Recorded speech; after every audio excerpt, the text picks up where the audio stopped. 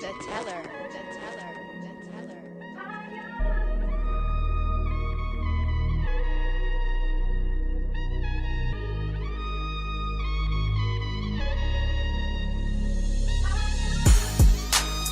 It's another day. Left jab, right jab. This is MMA. Mixed martial arts, quick body parts, undefeated when I pick 'em. Who the champ, who the victim? Looking in my crystal ball, I predict the winner.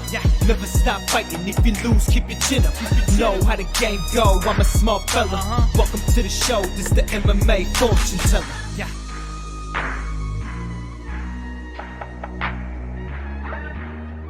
The MMA fortune teller. The teller. The teller. The teller. The teller.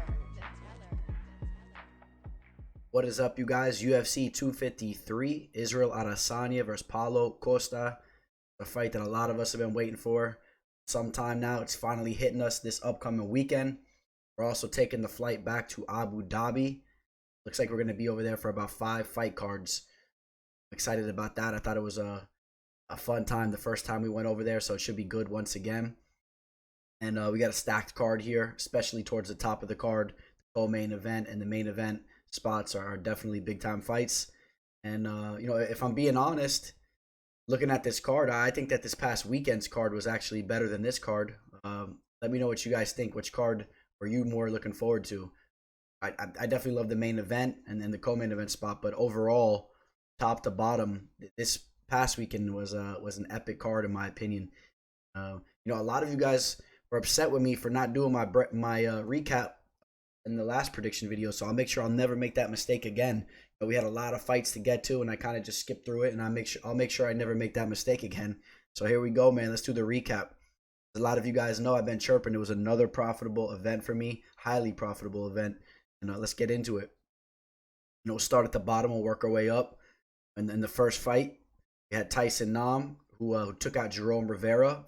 The first round was competitive, and Tyson Nam went out there the second round, just hit the nos, almost like he was in the Fast and Furious, and just took Jerome out.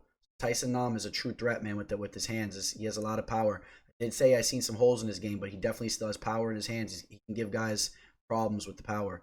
Andre Ewell and Irwin Rivera. I pretty much called this fight to a T, man. I said it was going to be a very entertaining fight, a close fight. Possibly the value was on Irwin Rivera, but, you know, probably straight up Andre Ewell, you know, he should have been the favorite there. You know, he had a big reach going into that, and Andre, when he puts it together, he's a very skilled fighter. Andre pulled that fight off, a split decision victory for him. Probably should have been unanimous. Randy Costa, the underdog, I picked him to win that fight. I told you, you know, he had the size on his side, the reach, and he's a very skilled striker. And he had a nasty knockout over Journey Newsom. Derek Minner pulled the upset on TJ Laramie. I said I was very high on TJ Laramie, but run the tape back. I warned you guys. Derek Minner is a crafty veteran, you know, that was taking on a guy in TJ Laramie that still needs to prove himself. You know, it was his first fight in the UFC. Derek Minner, he's a guy that's been around the block for a long time, a very skilled fighter. I was talking with a dude on Instagram who actually trained with both of these guys, and he actually called it. He said, man, watch out, man. Minner's going to take that fight. Said it was going to be close, and that Laramie has some legit wrestling. He's a very strong customer, but Minner, he said, was probably the craftier fighter. And shout out to you, man, for calling that. That was pretty cool. Pretty cool how you train with both those dudes too. Jessica Rose Clark, you guys know what happened with that awkward stoppage, where the fight should have been stopped, but it was just a brief stoppage the referee did to do I don't know what. I guess he initially thought it was an illegal shot.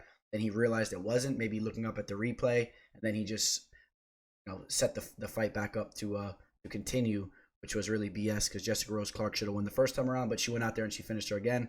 I was on Jessica Rose Clark there. I said Sarah Alpar, she's a tough wrestler, tough grappler, but, you know, that was a bad stylistic matchup for her. Sarah Alpar can give, you know, a lot of women trouble in the bantamweight division when they don't have the takedown defense ability. She'll get them down and she'll give them hard times. Trust me, keep an eye on her still. Mayra Buena Silva has legit BJJ. I told you, Mayra Barella is a very flaky fighter, and once again, she flaked out and got subbed. Damon Jackson, he pulled off the major upset on Bektik. I told you guys in the updated prediction video, which I'm doing after every MMA live discussion interview with whatever guest I have on, I do an updated breakdown of the card with all the newly added fights. So again, as you guys are watching this prediction video, just know Thursday I'll touch upon the new fights and whatnot, and briefly go over some new information that I got from the card after breaking it down, like we're doing right now. Damon Jackson, I called it. I said Damon Jackson was way more of a threat to win this fight than his initial opponent in Grigori. I think Mirsad Bektik would have easily dominated and finished Grigori in the first or second round. He had no takedown defense. Bektik, you saw how powerful he is. He would have ripped him down. He would have submitted him and beat the crap out of him. Damon Jackson's an underrated, crafty dude. I called that. I called it out, man. Damon Jackson is legit. And I'm not saying I expected him to actually really pull it off in the third round, but I said in the later rounds, yeah, he has legit grappling. He can give Mirsad more trouble in the later rounds of the fight. That's exactly what he did. So keep an eye on him.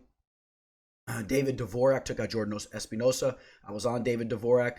If I'm just being honest with you guys, we're recapping the whole card. From my side, I was a little disappointed. I did make a little bit of money on David, but I hesitated on making him a legit, an official play that I lock in, that I give out to everybody. So I was a little upset with myself for second guessing myself on that David Dvorak. So even though I made a couple hundred on that fight, I enjoyed it. I should have known, man. I should have kept that as a legit play. So a little upset with that. Kevin Holland versus Darren Stewart, very close fight. I think it went the right way. Close fight. Darren Stewart finished very strongly, but I think Kevin Holland probably won those first 2 rounds. Could have won either way, though. Mackenzie Dern, come on, man. Randa Marcos jumps into her guard. We talked about it in the Fight Companion show. It's absolute horrible fighter IQ from Randa Marcos. She could have actually had a solid chance in that fight.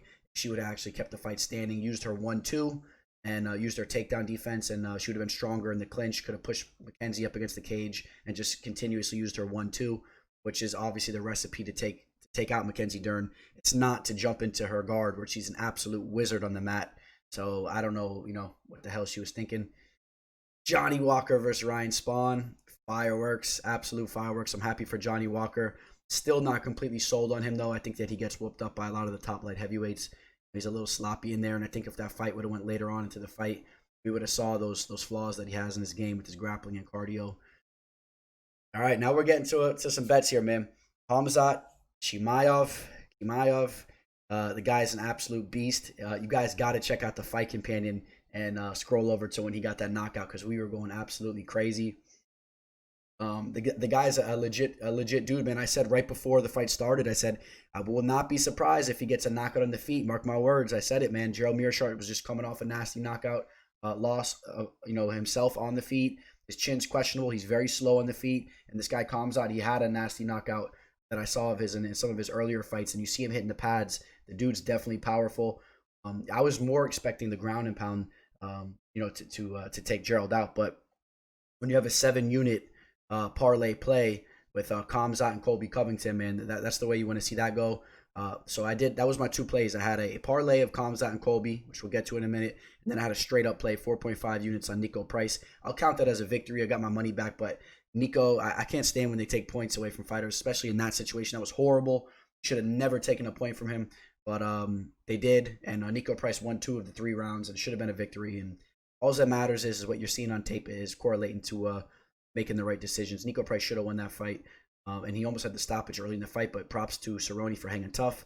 Then in the main event, Colby Covington took out Woodley, pretty much absolutely dominated him in that fight. What can I say about it? I will say this, man. Woodley, I think he completely faked that injury in the 5th round. I think he completely faked that injury. Colby finally got some nice position on him on the mat. There was a good amount of time left on the clock, and about 4 minutes left on the clock. He was about to get beat down to end that fight, and he didn't want to go out getting beat down by the MAGA boy, T Woods, the BLM dude, and he didn't want to go out like that. So, he took the coward way out, or maybe the smart move maybe he made a smart move instead of getting pounded out. He faked a rib injury. Look at the transition. I mean, Colby was just kind of like pulling out a half guard. There was nothing really there. I don't buy that the rib popped. I don't buy it in the least bit. And now that's 3 losses in a row for Woodley. If I had a lot of people saying, "Oh, you pick 2 favorites, big deal." You know what, man? When you're parlaying Colby and Khamzat and you're getting minus 156 on those types of fights that I felt so confident in, that's what it's all about, man. Don't make this more difficult than you need to. you have the right spots, man, capitalize and bring the money in. That's what it's all about, man. It's about bringing the money in, taking the money from the bookies. So you guys all should have been on that play, man.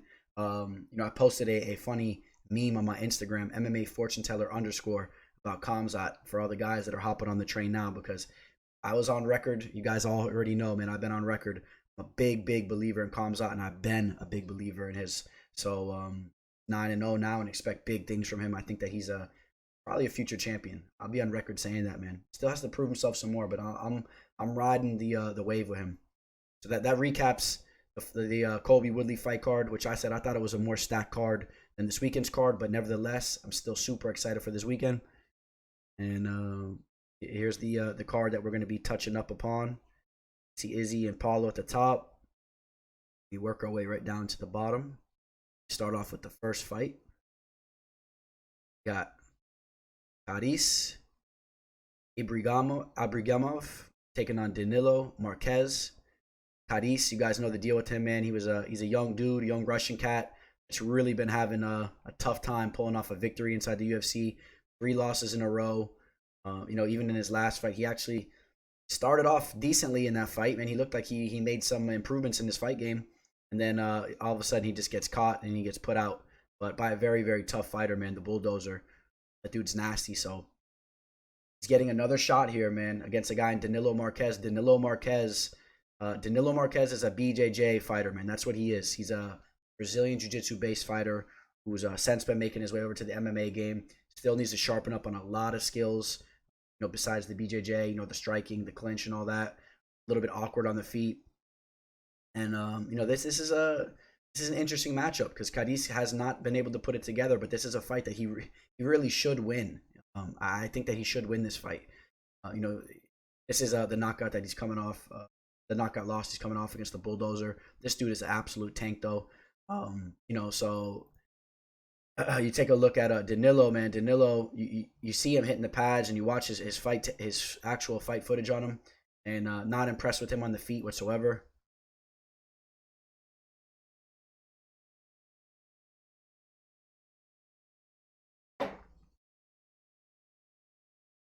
I mean, it's good that he's still working on his game. You see him brushing shoulders with Fabricio, Caldero, one of the best coaches in the game. But just really not impressed with his striking. But if he's able to get the fight to the mat, there's no telling what he could do there, because he definitely has some serious skills there. Khadis, on the other hand, even though he's coming off another loss, he's only 25 years old, and I'm gonna give him a shot here, man. I'm gonna pick him to win this fight. I don't normally pick this dude to win fights, so it's kind of interesting. I'm picking him to win this fight. He's coming off 3 losses, but I think that he is the better, more well-rounded mixed martial arts fighter here. So I think we got to go with him. So Khadis Ibragimov to win the fight.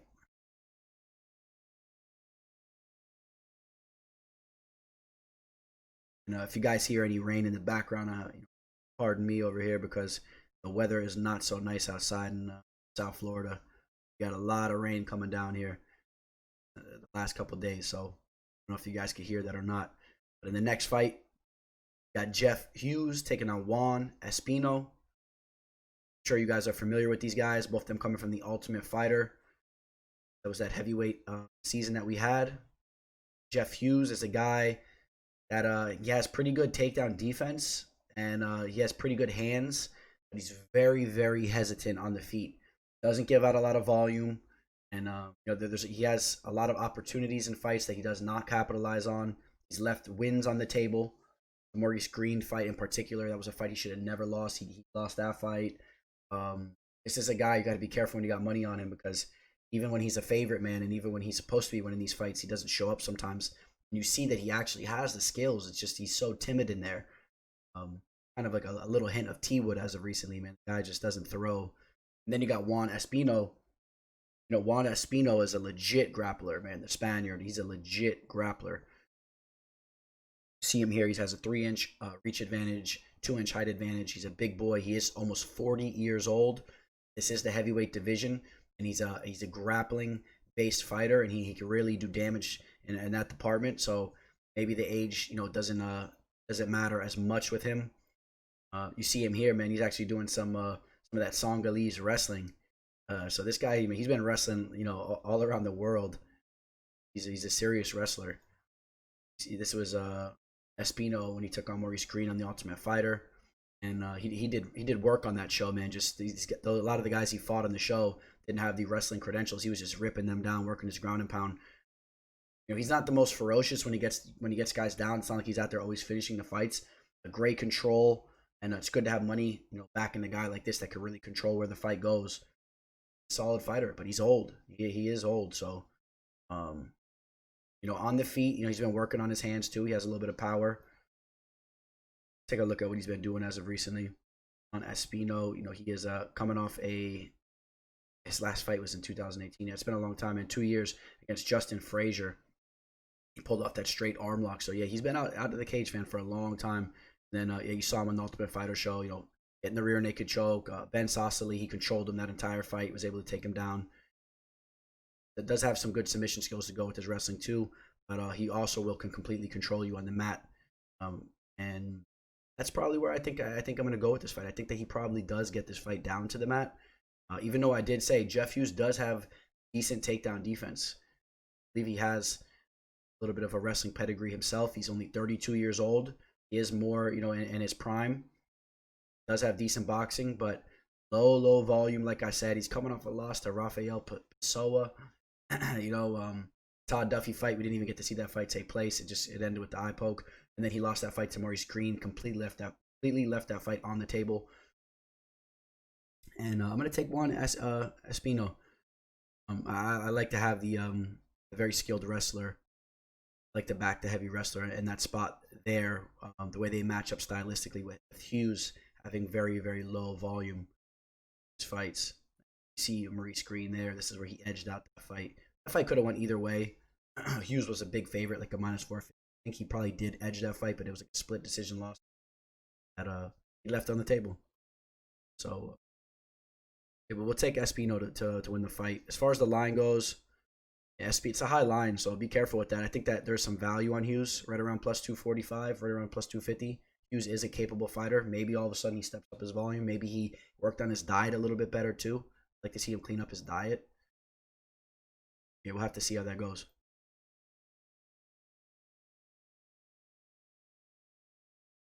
All right, this is a dope fight right here, man. You guys aren't familiar with these guys. Need to be, because these guys are both very exciting fighters. William the Nightmare Knight taking on Aleksa Camur. Now, both these guys came off the Dana White's Contender Series show. Aleksa Camur is a guy that I had as an official play in his last fight against Justin Ledette. That was on the McGregor-Cerrone fight card. And I'm very high on this guy. He was one of the main training partners of Stipe Miocic, fighting out of Ohio. He's only 25 years old. So you're going to see strides from this guy every time. He could wrestle. He could box. He can strike. He can do it all. He can kick. Dude is legit. I think that he's a real contender to the division. Still has a ways to go, though. Only 25 years old. Very green. Only 6 professional fights. But when you're learning from a guy like Stipe Miocic, the greatest heavyweight of all time, that's definitely a good thing. Now, this guy, William Knight. Let's touch upon this guy, William Knight. He's only 5'10", but he's built like a brick house. You know, we saw him fight the first time on Dana White's Contender Series, and that was a fight that he was losing the entire time.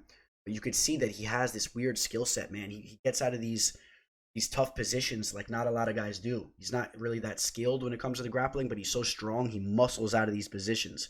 He's extremely strong. Now we just saw him fight again on Dana White's Contender Series, and you know, he got taken down early, but was able to get back to his feet, throw some nasty knees, threw some nasty elbows too. I do believe one of those elbows might have been illegal, the back of the head, but I mean, he dropped them. He has crazy power. And I think this is a guy at 32 years old. He only has 9 professional fights, but I think this is a guy.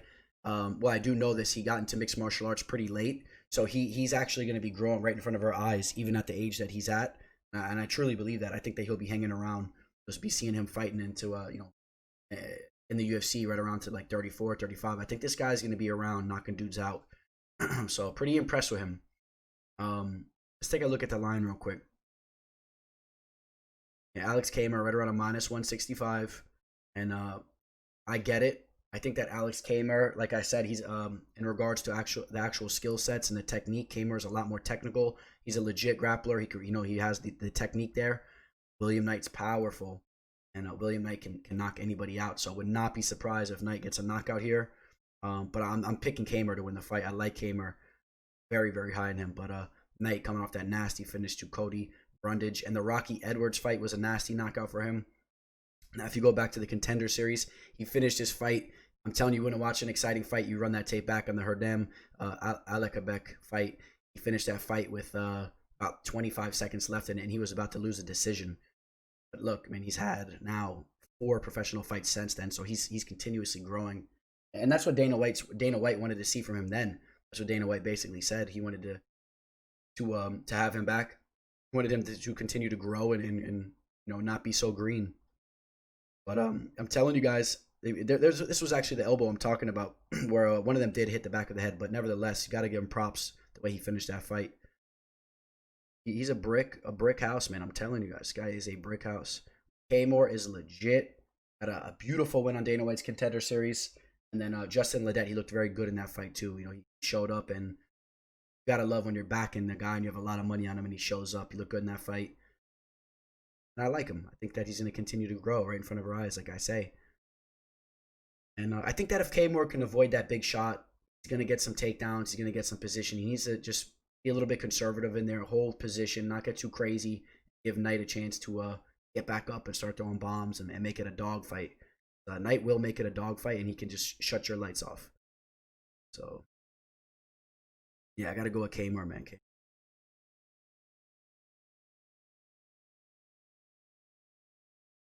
Keep an eye on that line, too. We might see some movement on that line to get closer to fight night. Keep an eye on that line. Speaking of line movement, take a look at this fight right here, man. Very interesting fight. If you guys haven't been paying attention to this matchup here, Ľudovít Klein taking on Shane Young. A lot of action's been coming in on Ľudovít, actually, as we speak. I'm talking about within the last hour or two, filming this Monday morning. And a lot of money's coming in on Klein. Very, very understandable. As I was breaking down tape on these guys, when I saw him right around that plus 150, I was looking into that, and then all of a sudden now you look at the line, and it's basically more closer to a pick'em. Even though of course Shane Young's still the slight favorite, right around minus 140, but Klein was around a plus 150 not too long ago, which would have been pretty good value in my opinion. This guy Klein is a nasty striker. You go on YouTube, you could pull up a good amount of his fights, and he's nasty on the feet. He fights out of the southpaw position a lot, throws nasty kicks, head kicks. I like the striking with his hands. Very aggressive. He throws like nice 4 or 5 piece combinations together. I mean, this is a guy that fights for your money. So you have money behind him. He's going to be throwing bows in there, man. And then you got Shane Young. Shane Young is a guy that I'm also very high on. I like this guy, Shane Young. I think Shane Young is a very well-rounded fighter that has some serious skills that he brings to the table. So this is a nice matchup here. I'm telling you guys right now, this is a very nice matchup. Shane Young coming off a nice win against Austin Arnett. He just showed, like I said, that he's just a very well-rounded fighter. For the most part, he likes to keep the fight standing, and he's well-versed, man, on the feet. Knows what he's doing out there. Take a look at Klein, and very, very physically fit, but also has the skills to go with the size. You guys know we can't be fans of these guys that just have the look but that don't have the skills. This guy has the look and the skills. But Shane Young is a legit fighter, man. Legit fighter. Excuse me there. And take a look real quick how they match up. We don't have a reach here on Klein, but the inch taller. I'm pretty sure the reach is going to be pretty much similar. Slovakian fighter, 16-2, and winning fight after fight over there, man, on the European scene. Mixing in a lot of finishes, and when you watch him strike, you understand why. Has been submitted there with the rear naked choke by Aiden Lee. That was in LFA, right? No, Cage Warriors, and over there in the European scene. And yeah, he needs to make sure he's still polishing up his grappling. Or Shane Young is a guy that likes to keep it on the feet, but definitely has some grappling skills as well. And he's coming off that win against Austin Arnett. Rolando Dai lost to Volkanovski, but Volkanovski's the truth. And not really that crazy about the names that are here that he's taken out, but he is a skill fighter. I like the Austin Arnett victory for him, but yeah, you know what? I'm gonna take the dog here. I'm gonna take this guy Klein to win the fight. pretty impressed with what I've seen from him. Again, Shane Young, super capable fight, and he is the favorite going into this fight. He is a guy that's he's going to be a little bit more comfortable being fighting in a, I guess you want to call it it's a UFC event, even though it's going to be taking place in Abu Dhabi. There's no crowd there. There's a lot of different factors going into this fight. Technically, he's still the UFC veteran. He'll be a little bit more comfortable in there. I like Klein.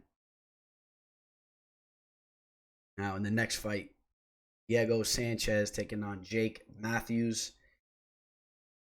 What do we need to say about this fight right here, man? Diego Sanchez. The one thing I guess I will say is that he looked horrible in his last fight against Michel Pereira. Michel Pereira has shown once again that he is actually legit, and that was not a fluke. So I mean, that's one thing that Diego has going for himself. He's 38 years old. Take a look at what he's done recently. Diego was a legend back in the day, man, but it's just I think that he needs to retire. He's taking ayahuasca the weekends. He's living his life right now, and I don't think he should be fighting. You guys know the whole situation with one of the, I guess it is his head coach. His head coach, that whole situation. And remember now, this is a loss here to Michel Pereira. He should have lost that fight. Lost to Chiesa. He did look good in the Mickey Gall fight, but Mickey Gall showed that he's just in over his head. Craig White, not a UFC caliber type of fighter. I read his nickname, the Cat, or whatever that dude's name was. He was never supposed to be in the UFC. So Jake Matthews, on the other hand, is a guy that's grown up in the UFC. This is a guy that is super legit, and he's hitting his prime. He's only 26 years old, man. He's already been in the UFC for so long. This guy's a stud. This is pretty much a mismatch, in my opinion. You have two guys that are in completely different points of their career. I expect Jake Matthews to go out there and hurt Diego Sanchez. I think that anything but a finish here would be a disappointment, in my opinion, for Matthews. He needs to go out there and he needs to finish Sanchez. And this was a fight that you probably wanted to mix in a parlay, earlier, because now there's money coming in. Could have got it at minus 500. Now it's minus 700. It's getting up there. But Jake Matthews needs to go out there and he needs to get a finish. And again, just to touch upon Diego Sanchez, the dude's taking ayahuasca. He has this weird type of movement coach. I actually reached out to Diego Sanchez on Instagram, and he actually reached back out to me. Said, I'd love to have you on the show. And he had a kind of an awkward response. He said something about, possibly moving forward. Let's just see how things go. But it was kind of weird how he said it. You could just, you guys know the deal. But I'm a giant fan of his from back in the day, but this ain't it right here, man. All right, in the next fight, Brad Riddell taking on Aleksa da Silva. Brad Riddell is a very skilled fighter. I like very much what I've been seeing from him. Take a look at him here. This was a nice victory for him against Mustafayev. He's a very talented striker. Riddell he's nasty on the feet, man. I really like his striking. I like the way he pumps out the jab. I like the power that he holds. I like his takedown defense too. I think this guy's a real threat. This is a guy that we got to keep an eye on. Another one of those tough guys, man, from over there in the deep southeast, man, down under over there. Quake, fighting out of New Zealand, putting in time in Thailand, working on the Muay Thai. The Muay Thai is always serious. Tiger Muay Thai, City Kickboxing, one of the best striking gyms on planet Earth. It shows in his game. He's going to be a little bit shorter here, but only about a 1.5 inch reach disadvantage. Aleksa da Silva, who's coming in at quite the underdog, plus 255. This is a guy that's more of an explosive striker. Does have some BJJ as well. He's young. He's very green. He's a guy that's shown that he makes some bad mistakes inside the octagon. Saw him in particular against I think it was the Yokola fight. Definitely made some mental lapses, some mental errors in that Yokola fight. He was looking really good there until he got guillotine choked in the second round. Bounced back with the victory over Rodrigo Vargas. Looked decent there. And but I'm on Brad Riddell. I think that Brad Riddell is he's the better striker. I think that he's a little bit more patient, and he's a little bit more cerebral in the cage, which is one thing you like. Aleksa da Silva, a little bit chaotic, he's a little bit more of a brawler and more of an explosive type of fighter that can drop the ball, I think, in my opinion. And I think that Riddell is the truth there. So, but Riddell is a pretty big favorite here. Got Riddell right around a -320. So, you know, Alex De Silva is a guy that's a capable fighter. Taking Riddell to win that fight. Now, De Silva does have a lot more professional fights than him, too. It's interesting. You know how they do in Brazil, man. This guy's been fighting like crazy. Already has 23 professional fights at the age he's at. Well, Riddell only has 9. It's not always an advantage. It's not always an advantage. We'll see how that plays out. This next fight, man. This is a cool fight here. Hakeem, Dawodu taking on Zubaira, Tukhugov. You guys know Zubaira, the Dagestani boys, one of the guys that try to jump Conor inside the octagon. A lot of people like to refer him as the Dagestani rat. And a lot of people like him, at least over there on the European side. You know, a lot of the Irish fans don't like him. He's a very talented fighter. I'll give him that. Hakeem is also a very talented fighter. So both these guys, 29 years old, same height. Hakeem is going to have a 4-inch reach advantage, and Hakeem is very nasty on the feet. Very, very dangerous on the feet. I'm a big fan of his. He would be, in my opinion, he would be undefeated still if he didn't make that one mental lapse where he kind of ran in there against Danny Henry, where Danny Henry was able to hurt him and then snatch up that guillotine. But that was a fight he would have dominated otherwise. You know, he smoothed things out since. The Kyle Bochniak wasn't the best look for him. But to go out there and take out Julio Arce was a big win for him. I really, really like him on the feet. I love his leg kicks. Nasty, nasty leg kicks, nasty calf kicks, and great power in the hands. Take a look at him here.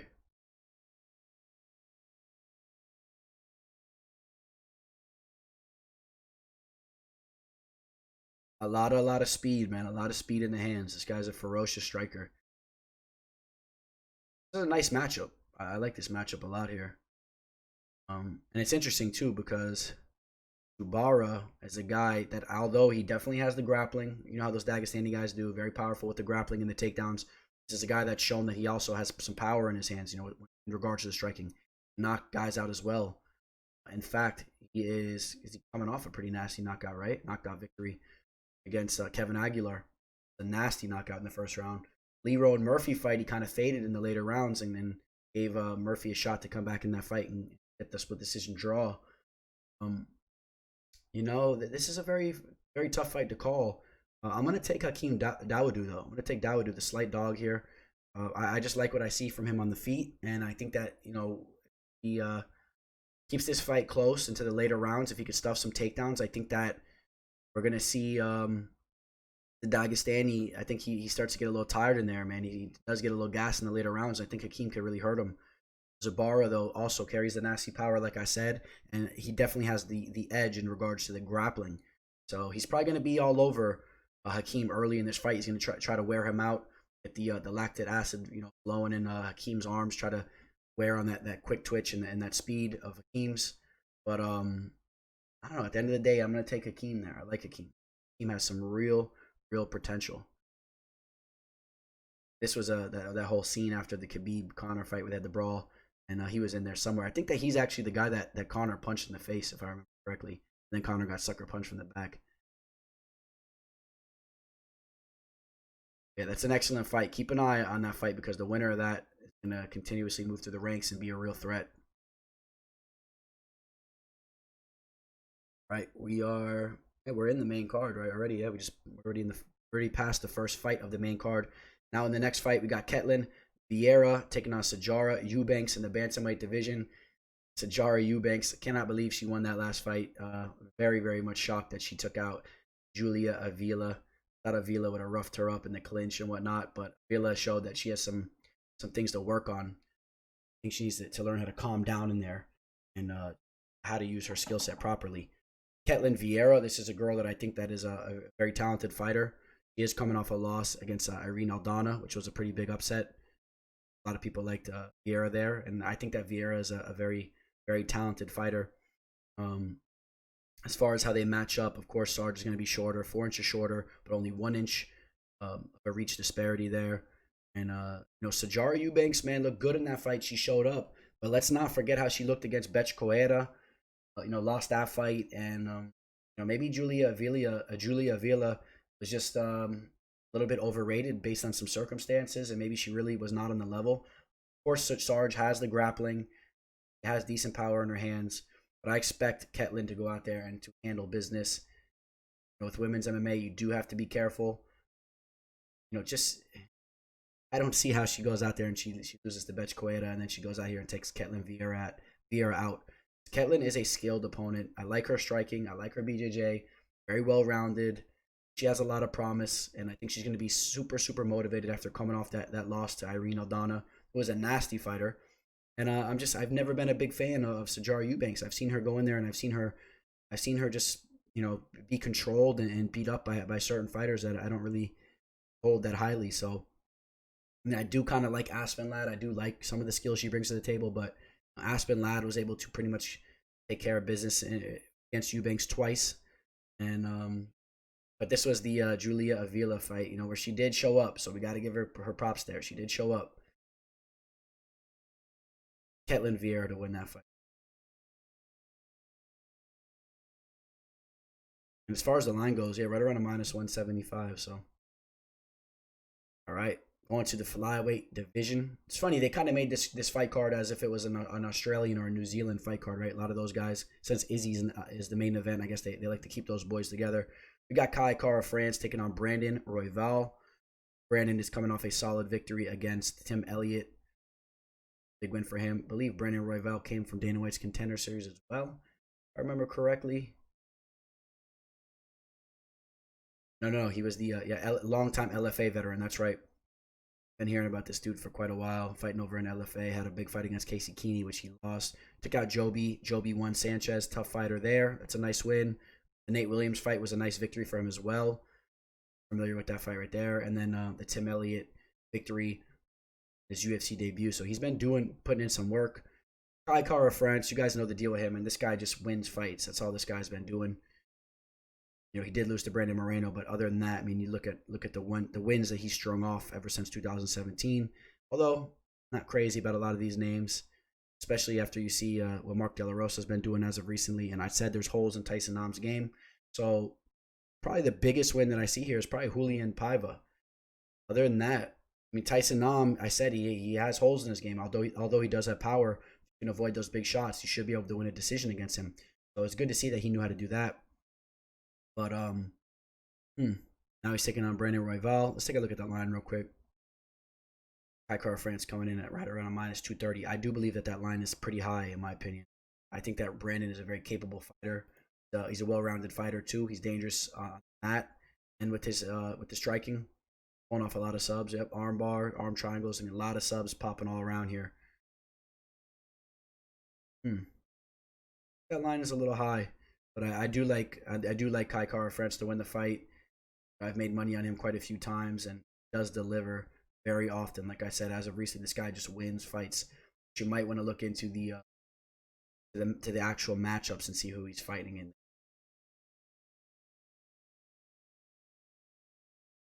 See something right.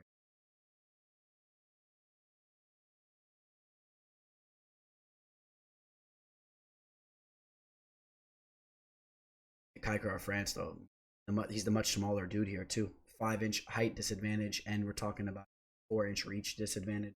Fighting at a city kickboxing, very high on that. The size hasn't always really mattered to Kai Kara France. He's been smaller in a couple of those bouts, too. He does show up. He's very well-rounded, but I think the value is on Brandon Royval. Actually, I want you guys to stay tuned. Wait for my official picks on that, because this is a fight that may swap to Brandon Royval. But as of now, Kai Kara France, he's a very composed fighter, very well rounded. Gonna have the experience in the octagon here. As of right now, I'm gonna be taking Kai Kara France, but you see Brandon Royval getting that finish there. I believe he might have been crying in the octagon correctly. Yeah. Now we're getting to the big boy fights, guys. Parameters, main event spots.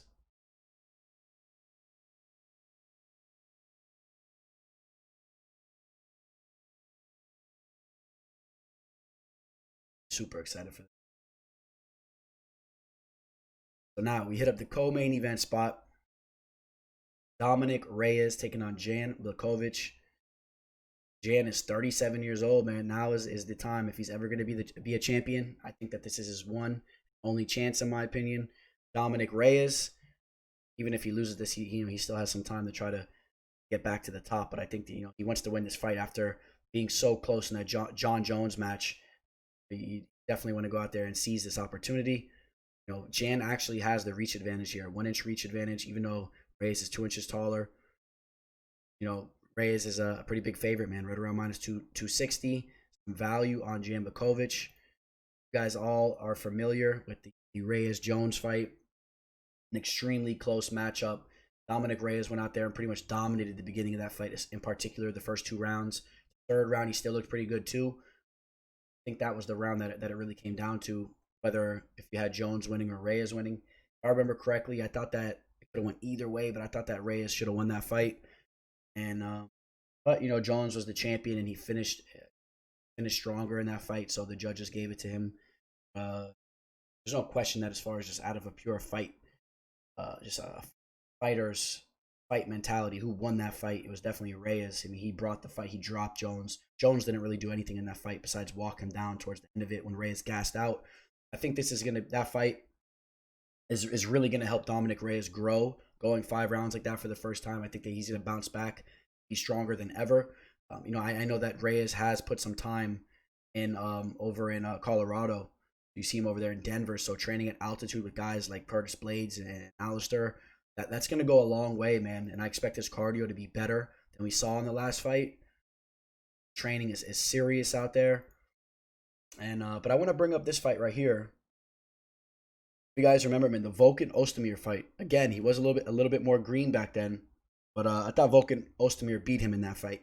So that's a fight just to keep an eye on, because Jan Blachowicz, if he wants to win this fight, maybe he wants to have this fight play out in a similar way than that fight did. Clinch Dominick Reyes up against the cage, make it a grueling fight, throw some nice strikes, but then push him up against the cage, wear on him, and make him get tired using his takedown defense and trying to get off the cage. Volkan Oezdemir is no slouch either, so keep an eye on him always. That was a fight you want to take a look into. And since then, man, though, around that time now, Jan Blachowicz has really been putting it together. Of course, coming off that nasty knockout against Corey Anderson, completely slept him. I picked him to win that fight. He was a pretty good dog in that fight, and I picked him to win. So, the big question is, am I going to take him again here? Tell you what, I'm really thinking about it. Been bouncing back and forth on this fight. There's a lot of factors that point Dominick Reyes' way. Like I said, as far as with the training camp and experience he got in his last fight. But I think that the value is definitely on Jan Blachowicz. The value is definitely on Jan. He's obviously getting it in too, man. This guy has been looking nasty on the feet. Carries a lot of power. He has grappling credentials too, man. This guy, he'll snatch up your neck, man. He'll choke you out. He's a legit fighter.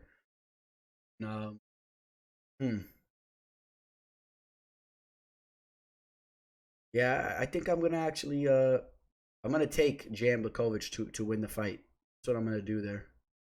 I'm gonna take Jan Blachowicz to win the fight, and the value's on him. This fight's a very close fight, though. Could go either way. Would not be surprised, of course, if Dominick Reyes wins the fight. Almost a 3-1 favorite, but I'm taking Jan here, and I'm pulling for him. But of course, if Reyes is gonna win, he needs to use the footwork and the 1-2s, and he has the speed on his side. That would be the way that Reyes would. All right. Made it to the main event. Israel Adesanya taking on Paulo Costa. This fight is going to be dope. Both these guys pretty much in their primes. Izzy has the 8-inch reach advantage, the 3-inch height advantage. But you guys know the deal with Costa. He's built like a brick house. He can strike with the best of them. I think Costa is going to have the better chin here. I think Costa is going to have the edge as far as the power goes. If he touches Israel, I think he's going to put Israel out. I think if we see anybody getting knocked out here, I think we see Izzy getting knocked out. Put me on record saying that. If we see a knockout in this fight, Izzy gets knocked out by Paulo. I've seen Izzy get knocked out in his kickboxing days. I've seen him get put out unconscious. I think that it's only a matter of time before he gets caught in an MMA fight. Smaller gloves, the smaller cage that these guys are, they're closed in on each other, and I think that Costa has a real chance to get a knockout here. I really do. He's so aggressive. this fight has all the makings to be absolute fireworks. It's not going to play out like the Romero versus Izzy fight, in my opinion. I would like Paulo to relax in there, though, not just completely attack him right from the beginning. I would like to see him kind of frustrate Izzy as well, kind of make it, sit on his back foot a little bit and make Izzy start to think about how his performance was in that Romero fight where everyone was booing him and really hating on him, and maybe getting his head a little bit and not let him get in his comfort zone where he's just sitting there waiting to counterpunch and then pick the right times to explode in and sprint and go in there and try to put it on him. Maybe you want to see Costa try to work him against the cage a little bit too. Maybe try to get a takedown. I think Costa will be a lot stronger in the clinch and whatnot. But Izzy has shown that he has very good takedown defense. He's very athletic. It's definitely not easy to take down Israel Adesanya. Pull up some stuff on it. I don't know if a lot of you guys have seen that video of Paulo Costa and Izzy. They actually already bumped into each other inside over there in Fight Island. So, and it looks like all that talk and all the hype of this being like a fight that there's a lot of beef, I think that all went out the window. I think that was all fake and it's all fun and games. You saw them talking, and Izzy tried to impose himself as the confident dude. He walks up to Costa, putting his hand on his shoulder. Costa's just kind of playing the nice guy, which I really wasn't a big fan of. I wanted to see the eraser actually be a little bit meaner in there and have that Mike Tyson type attitude, something that we're seeing from Khamzat Chimaev, which is why, just to touch upon him real quick, which is why he's becoming one of my favorite fighters in the game, man. I like guys that are ruthless. I like guys that talk shit, and it's not just fake, you know what I mean? Like these guys, I don't like guys that talk crap and it's just like a little game and they see each other, man. I don't like that stuff. When you're talking shit, I like it to be real, like the Diaz brothers and whatnot. But nevertheless, it doesn't take away from the fight because these guys, they're so skilled, and everyone wants to see how this fight's going to play out. So, I can't really say that it takes too much away from the fight, but maybe some of you guys agree with what I'm talking about. The eraser, he's a serious fighter, man. And then this is what I was talking about. I can't translate what that says, but maybe if anybody knows what that says, comment below. Put it in the comments for everybody so we know what's going on there. For all you any Brazilian fans out there, any Portuguese speakers.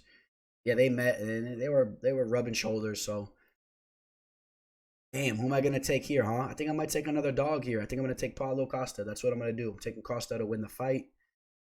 5-round fight. I think that he's gonna be a little bit more aggressive in there, and I'm taking him to taking Paulo Costa to this fight. Take a look at Costa hitting some pads. Well, this was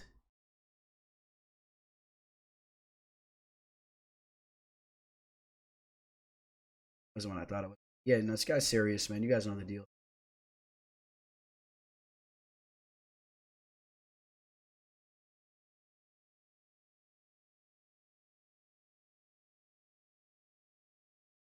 Paulo has never failed a drug test from my remembrance. So, dude is just a physical specimen, man. And I'm taking him to win the fight. All right, guys. All right, so just to touch upon some things going into this fight card, like I said, things are good, man. A lot of money's been coming in, and definitely have some major spots to make money here. Definitely have some major spots to make money. I hope you guys see the spots that are out there for you guys to capitalize on. I probably will have roughly 3 plays in this card. I'm thinking right around there, 2 to 4 to varying. I'm gonna lock at least 2 in here today. I'll be getting those out to you. Everyone that I work with, I'll be getting those plays out to you. Anyone that's interested in my plays, reach out to me through Instagram, MMA Fortune Teller _ shoot me a DM. You can email me, MMAFortuneTeller@gmail.com. You can shoot me a message on Twitter, the MMA Teller. Catch me on Twitter too. I told you guys I've been slowly starting to pick up my Twitter game. Seeing the tweets being put out, it's only going to get better and better. So please do follow me over there. I'm trying to build that up the same way I have with my Instagram. My Instagram, obviously, got a lot more followers and a lot more people on there. Check up on my Instagram, man. I got the memes coming out. Got a lot more content coming out on my Instagram. So stay in touch with me there. MMA live discussions going down Thursday. Got a couple fighters I've been talking to, some interesting dudes. So I'm gonna network with them and see who we'll have on this Thursday. And the fight companion will be going down again next Saturday. I'm telling you, man, the fight companion was dope this past Saturday. Guys, check it out if you haven't seen it. The video's up. You guys can see what it's all about. I'll be posting some clips on my Instagram as well. And yeah, I'm excited, man. We got a lot of exciting cards to end the year. And hope you guys all have an amazing week out there. As always, I appreciate all your guys' support. I always say that, and I'll continuously say that time and time again, man. I couldn't be doing this without you guys. I appreciate all you guys that tune in. Please hit that like button. Please subscribe to the channel if you haven't already. On that note, signing out. Teller. The MMA fortune teller. The teller.